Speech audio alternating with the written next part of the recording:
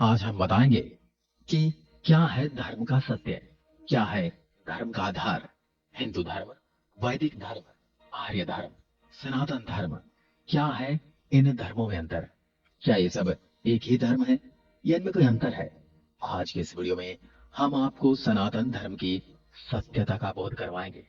चलिए शुरू करते हैं आज का ये वीडियो। और अगर आपने अभी तक हमारे चैनल को सब्सक्राइब नहीं किया है तो चैनल को सब्सक्राइब कीजिए, और आपको वीडियो पसंद आए तो इस वीडियो को लाइक और शेयर जरूर करें, और अपने सनातनी भाइयों को भी इसके बारे में बताएं।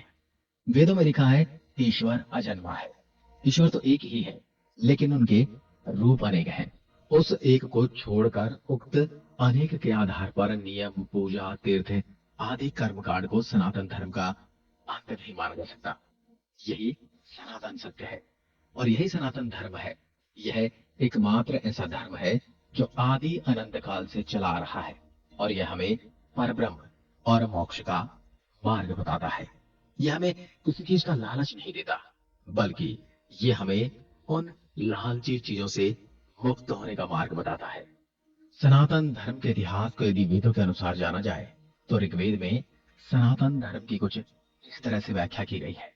सत्यम शिवम सुंदरम, जिसका पूरा अर्थ है यह पद सनातन है। समस्त देवता मनुष्य इसी मार्ग से पैदा हुए हैं तथा प्रगति की है। हे मनुष्य, आप अपने उत्पन्न होने के आधार रूपा अपनी माता को विनिष्ट न करें। वेदों के अनुसार सत्य सनातन है। ईश्वर ही सत्य है, आत्मा ही सत्य है, मोक्ष ही सत्य है, और इस सत्य के मार्ग को बताने वाला धर्म ही सनातन धर्म भी सत्य है। सनातन मतलब जो शाश्वत है, सदा के लिए सत्य है। जिन बातों का शाश्वत महत्व है वही सनातन कहा गया है। वह सत्य जो आदिकाल से चला आ रहा है और इसका कभी कोई अंत नहीं है, जिनका न कोई आरंभ है और न अंत है, उस सत्य को ही सनातन सत्य धर्म कहा गया है। सनातन धर्म के मूल तत्व अहिंसा, दया, श्रम, दान, जप, तप, यम, नियम आदि हैं, जिनका शाश्वत महत्व अन्य प्रमुख धर्मों के उदय होने से पूर्व वेदों में इन सिद्धांतों को प्रतिपादित कर दिया गया था। वैदिक या हिंदू धर्म को इसलिए सनातन धर्म कहा जाता है क्योंकि यह एकमात्र धर्म है जो ईश्वर, आत्मा और मोक्ष को तत्व और ध्यान से जानने का मार्ग बताता है। मोक्ष की परिभाषा इसी धर्म की देन है। एक निष्ठता, ध्यान, मौन और तप सहित यम नियम के अभ्यास और जागरण का मोक्ष मार्ग है। अन्य कोई मोक्ष का मार्ग नहीं है। मोक्ष से ही आत्मज्ञान और ईश्वर का ज्ञान होता है।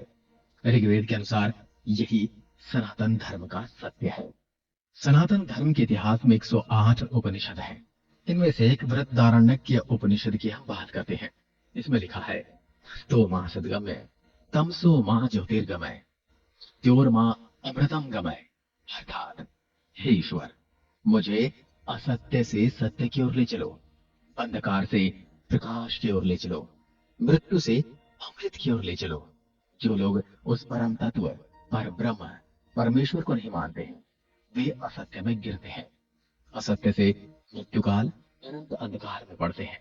उनके जीवन की गाथा भ्रम और भटकाव की ही गाथा सिद्ध होती है। वो कभी अमृत को प्राप्त नहीं करते हैं। मृत्यु आए इससे पहले ही सनातन धर्म के मार्ग पर आ जाने में ही भलाई है। अन्यथा अनंत योनियों में भटकने के बाद प्रलय काल के अंधकार में पड़े रहना पड़ता है। ऐसा हमारे बृहदारण्यक के उपनिषद में लिखा है। इन्हें 108 उपनिषदों में से एक उपनिषद है और जिसे ईश उपनिषद के नाम से भी जाना जाता है। इसमें लिखा है सत्य दो धातु से मिलकर बना है, सत और तत्। सत का अर्थ है यह और तत् का अर्थ है वह। दोनों ही सत्य है। अहम ब्रह्मास्मि तत् वामसि, मतलब मैं ही ब्रह्म हूं और तुम ही ब्रह्म हो।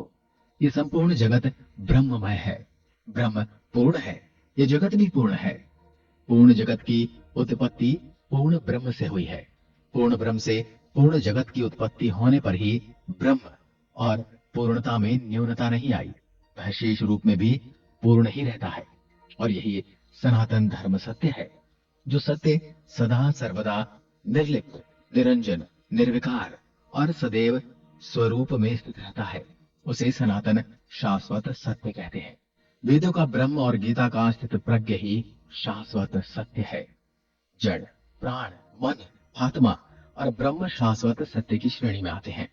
सृष्टि व ईश्वर अनादि, अनंत, सनातन और सर्वभूपी हैं।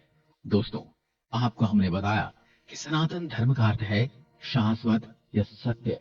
जो सत्य है वही सनातन है और इसी को सनातन धर्म कहते हैं। तो अगर हम बात करें सनातन धर्म से जुड़े जड़ तत्व की, तो वो ये है आकाश, वायु, जल, पृथ्वी और अग्नि, जिन्हें हम देख सकते हैं, जिन्हें हम आभास या महसूस कर सकते हैं और जिनको अभिभूत कर सकते हैं। तो यही शाश्वत सत्य की श्रेणी में भी आते हैं। यह अपना रूप बदल सकते हैं लेकिन समाप्त नहीं होते।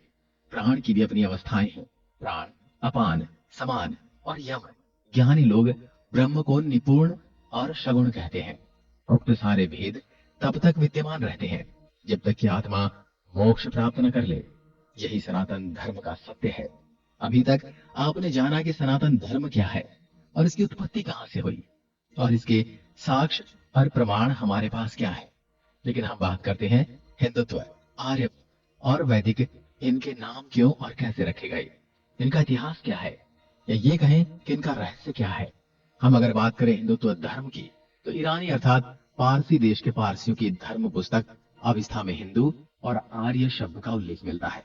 दूसरी ओर अन्य इतिहासकार मानते हैं कि चीनी यात्री हुनसांग के समय में हिंदू शब्द की उत्पत्ति इंदु से हुई है। इंदु शब्द चंद्रमा का पर्यायवाची शब्द है। भारतीय ज्योतिषीय गणना का आधार चंद्रमास ही है। चाइना के लोग भारतीय को इंतु हिंदू कहने लगे।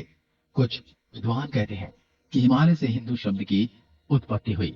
हिंदू कुछ पर्वत के नाम से ही हमारे धर्म का नाम हिंदू पड़ा। और वहीं दूसरी ओर अगर हम बात करें कि आर्यव्रत क्या है, आर्य धर्म क्या है, और आर्य समाज के लोग इसे आर्य धर्म कहते हैं। ये किसी जाति या धर्म का नाम न होते हुए इसका अर्थ श्रेष्ठ माना गया है, अर्थात जो मन, वचन और कर्म से श्रेष्ठ है वही आर्य है।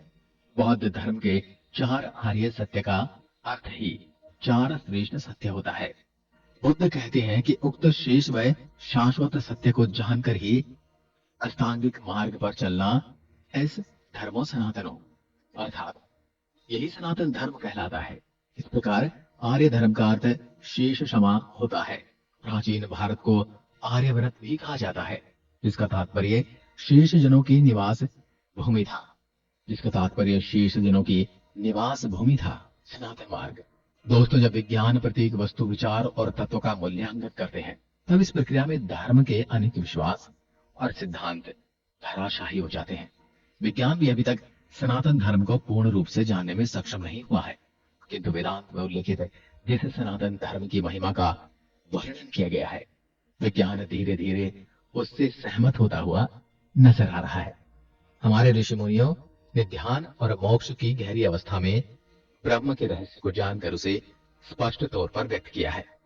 वेदों में सर्वप्रथम ब्रह्म और ब्राह्मण के रहस्य से पर्दा हटाकर मोक्ष की धारणा को प्रतिपादित कर उसके महत्व को समझाया गया था।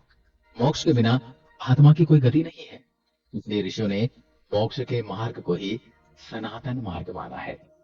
किंतु मोक्ष का मार्ग है क्या? धर्म, अर्थ, काम और मोक्ष में मोक्ष जीवन का अंतिम लक्ष्य है। यम, नियम, अभ्यास और जागरण से ही मोक्ष मार्ग प्राप्त होता है। जन्म और मृत्यु मिथ्या है, जगत ब्रह्म पूर्ण है। ब्रह्म और मोक्ष ही सत्य है। मोक्ष से ही ब्रह्म हुआ जा सकता है। इसके अलावा स्वयं के अस्तित्व को कायम करने के कोई उपाय नहीं है।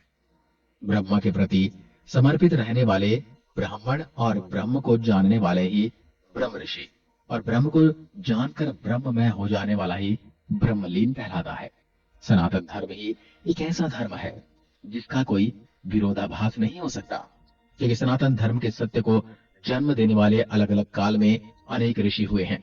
उक्त ऋषि को ऋषा कहा जाता है, अर्थात जिन्होंने सत्य को जैसा देखा वैसा ही कहा।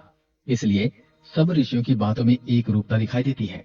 जो उक्त ऋषियों की बातों को समझ नहीं पाते हैं वे उसे भेदभाव करते हैं। भेद भाषाओं में होता है, अनुवादों में होता है, संस्कृतियों में होता है, परंपराओं में होता है, सिद्धांतों में होता है, लेकिन सत्य में कभी भेदभाव नहीं होता। इसलिए सनातन धर्म एकमात्र ऐसा धर्म है जिसका कोई विरोधाभास नहीं है। सनातन ही सत्य है और सत्य ही सनातन है। दोस्तों, आज के वीडियो में बस इतना ही। अगर वीडियो आपको ज्ञानवर्धक लगा हो तो कमेंट में लिखकर जरूर बताएं।